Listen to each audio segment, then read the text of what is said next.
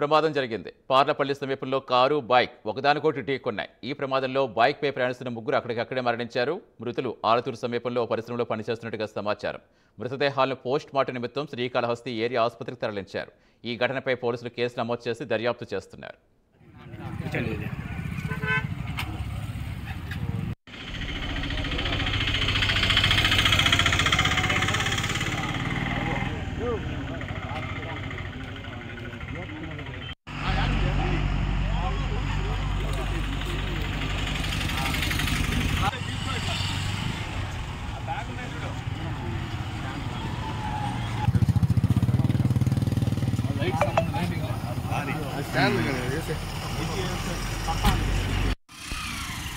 కొంచెం సైడ్ మనోళ్ళు